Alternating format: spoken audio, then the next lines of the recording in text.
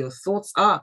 The WhatsApp number is 0809 4440981. You can catch the live stream as well on YouTube. Just search for Smooth981. And you can also tweet at Smooth981. Good morning, Rotus. Good morning, and sorry about yesterday. I had a bit of a hitch, which didn't have a show yesterday. But good morning to you. Good morning to all our listeners and viewers out there. All right, and let's get into the conversation of the day. So we're talking about this bill that has been signed by the president, the bill of the National Institute for Hospitality and Tourism, NIHOTOUR. Is that what it's being called? That's what I'm calling it, at least. Yeah, I actually thought it was a brand new agency, and it's not. It's just the president signing a bill. Basically, signing into an act for this particular agency, and he signed it. I believe it was either yesterday or the day before yesterday. So it's basically an establishment bill for this this parastatal. But apparently, they've been around, I think, since 1987 or 1988. But the fact that I didn't know they were around and a number of other people didn't know they were around is it's kind of interesting. So this is just to back up the establishment of the agency. And you have to wonder if the president is signing a bill to say, okay, this agency is, maybe he's trying to make sure the next administration can't remove them without help from the National Assembly or something. It's kind of interesting, but yeah, I mean, I read up on it and I was like, this is an interesting institute that they've that we've apparently had for quite a while. So it's been running for so long without being a legal parastatal. I'm a bit confused. Well, the thing is, you can create these agencies for government to do or carry out a number of tasks. What I'm trying to understand is, why it took so long and why they're signing this establishment bill so many years after. But, I went to, there's a website, anybody who wants to go and check out the website for them, it's NIHOTOUR, so .gov.ng, so NIHOTOUR.gov.ng, and you can see the website with the job programs they have for entrepreneurship, and they're basically a flagship training institute for Nigeria's tourism and hospitality sector and operators. So they're supposed to be like this be-all and end-all institute to train people in that particular sector, which is very interesting to say the least. Okay. Yeah. So in addition to this training, is there anything else that NIHOTOUR is expected to do? Well, training, certification, and registration of hospitality, travel, and tourism personnel in Nigeria. I don't know. Can't this be done by the private sector? I mean, anyway, but they are basically set up to train, certify, and register hospitality, travel, and tourism personnel, which makes me wonder. I've dealt with a few travel agencies in the past. Does it mean that the travel agencies probably, do they have to go through? I mean, there's as a business, you get your CAC and all that other stuff as a business. And I guess if you're in tourism, this agency, maybe you go through them. I don't think so, but I believe that this is just government's efforts to promote tourism in the nation. So this NIHOTOUR is part of that establishment to train, certify, register tourism personnel, hospitality, travel, and tourism personnel in Nigeria. All right. Just to clarify, though, isn't tourism under the Ministry of Information and Culture? It is, but this is a parastatal agency under the Federal Ministry of Tourism and Culture. So they're supposed to be engaging in, again, training, consultancy, research, and publications towards promoting, I guess, skills, entrepreneurship, and also for travel and tourism personnel. So, I mean, yeah, that's what they're supposed to be doing. All right. So is this what the tourism industry in Nigeria needs like right now? And if the answer is no, what does the tourism industry actually need? Well, look, they've been around for a while, and I haven't seen the boost that tourism has received. So again, when the president signs things like this and turns them into an act, it brings attention to that particular sector in question. Mm. And I think what we need more than anything else is we need a safe country. Nobody's going to travel to a country that is not safe. So insecurity needs to be dealt with. And I think that's first. Maybe from insecurity, you now go to the actual tourism infrastructure, right?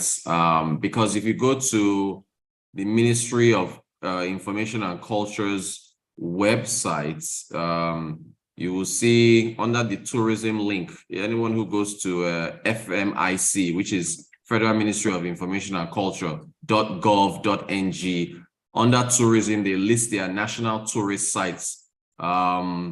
So Zuma Rock is there, Olumo Rock, Kura Falls. I think Yankari here. No, Yankari is. Budi Cattle Ranch is listed. So and then Lekki Beach, they listed Lekki Beach here. Lekki Beach, Mayagun Beach.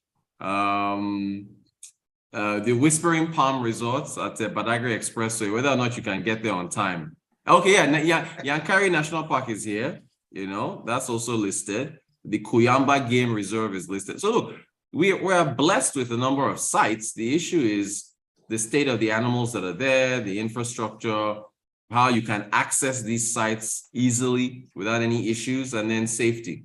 So, so there you have it, But as far as what we need to get insecurity tampered down. And then once we do that, then we're well on our way. All right. Are there lessons that we can learn from South Africa's tourism board? South Africa's tourism board advertised on Smooth FM. They advertised on a number of radio stations in Nigeria to promote tourism in South Africa. Although there was a recent kerfuffle where they were about to sign a deal with Tottenham Hotspur Football Club, but I guess they scrapped it because they said the money that was involved was a lot. There was about R1 billion, which I think is about $50 million or $60 million deal. And they said that the people were pushing back, saying that put that money towards ESCOM or other things in South Africa that are not working.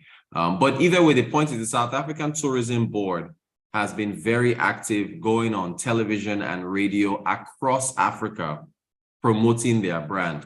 And basically, they have something to promote. South Africa is a beautiful country with a lot of tourism sites. Nigeria is a beautiful country with a lot of tourism sites. So, but we've never, seen ads in other countries saying, come and visit Nigeria and stuff like that. There's not been an active push because you need to sort out your attractions at home and make sure that they are in place before you can. You need to be able to promote what you have. And we haven't quite done that well enough.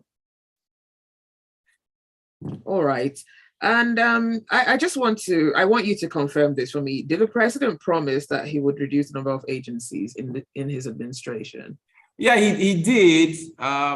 This just reminds me that, he did say he would do that. And it didn't really work out that well. Again, I initially thought this was a brand new parastatal, but it's not. They've been around, for quite a while. It's just that what he signed was an establishment act or establishment bill for this parastatal, just to solidify the fact that they're here. But yeah, it makes one think about the number of agencies we have and whether or not there's too many, which there are.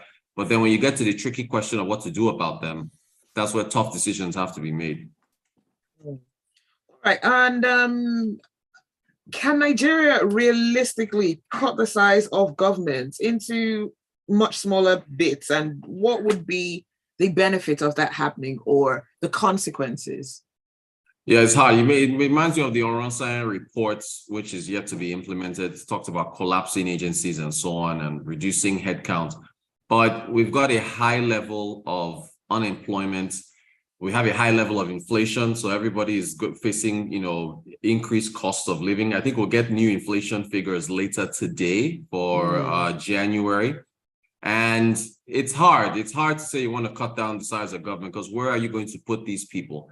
As far as benefits, you would save money. As far as you save money, but the consequences is increased unemployment in the nation. So Nigeria just has to grow her economy, grow prosperity to be able to absorb these folks. If you had to cut down the size of government, that's a headache for the next administration to deal with. Somehow, some way, President Buhari managed to finagle his way for 8 years without cutting down size of government. But, it's a tough thing to do. And it's also very unpopular, at least to the people who would be losing their jobs.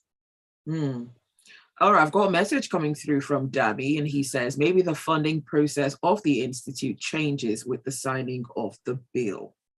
Possibly, very possibly. But, they kept talking about what the bill, how it establishes it, and it's basically an establishment act. It's just saying that, hey, these guys are official and this parastatal should be recognized. But they have a nice website. You guys should go check out the. I'm actually on the website right now. Looks pretty nice, huh? It looks decent. Okay, so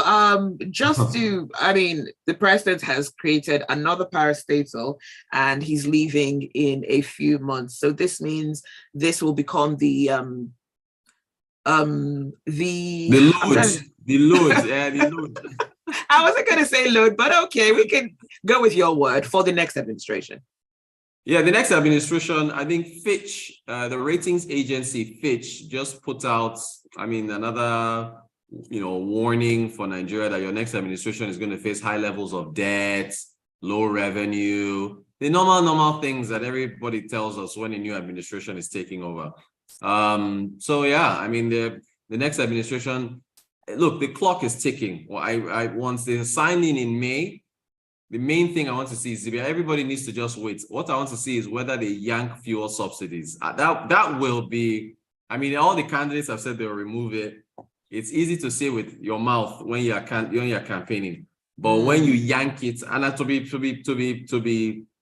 frank, I support removing of subsidies, but when they remove that thing and fuel prices go to 500, 600, 700 naira per liter, they have to move quickly to cushion the blow from that, because let's see how they do it, because this is a consequence of not taking the right decisions quickly. And so when you kick the can down the road, somebody's got to pick up that can. So we'll see if they're brave enough to do it when they get into office, when they're signed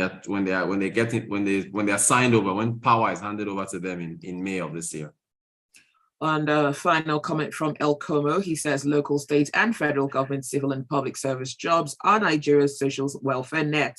The number of families and communities that rely on the handouts is why it is tough to cut down their sizes. Facts. All right. That is a fact. Thank you for that message. Thanks for all your messages. Very, very true. Very true.